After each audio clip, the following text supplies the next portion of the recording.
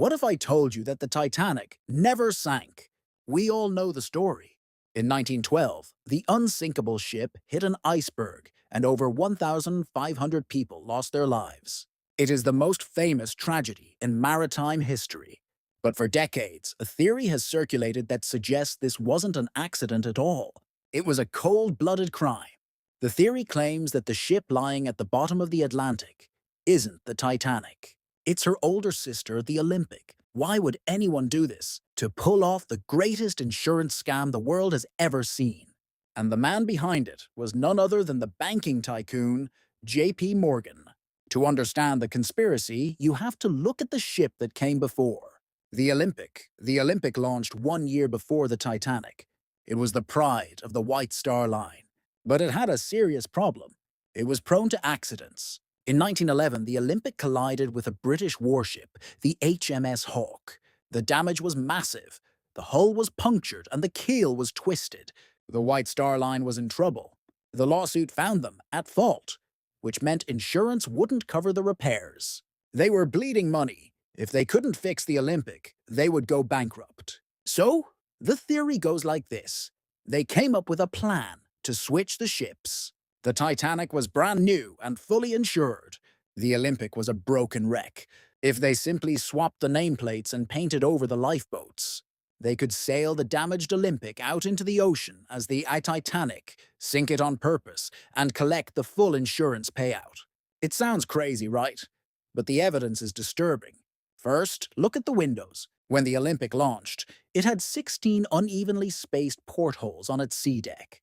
The Titanic, however, was built with 14 evenly spaced portholes.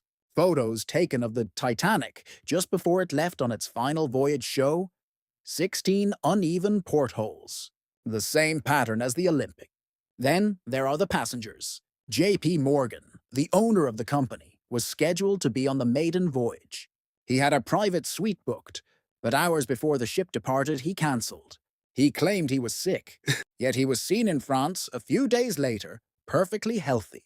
In fact, many of Morgan's close friends and business associates also cancelled their tickets at the last minute.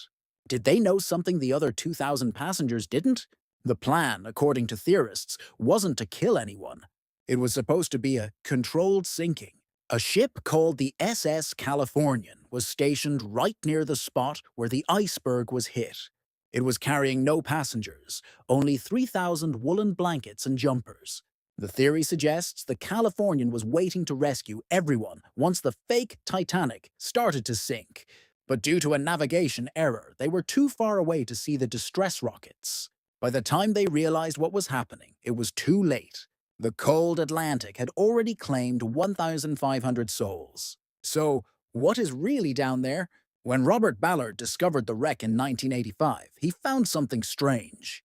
The paint on the hull had chipped away, and underneath the letters spelling Titanic, some claim you can see the faint outline of an M and a P, letters that belong to the word Olympic. Was it a tragic accident, or was it a business deal gone horribly wrong? We may never know for sure, but the next time you see a picture of the Titanic, look closely at the windows. Subscribe to Forbidden Past Files for more investigations into history's darkest secrets.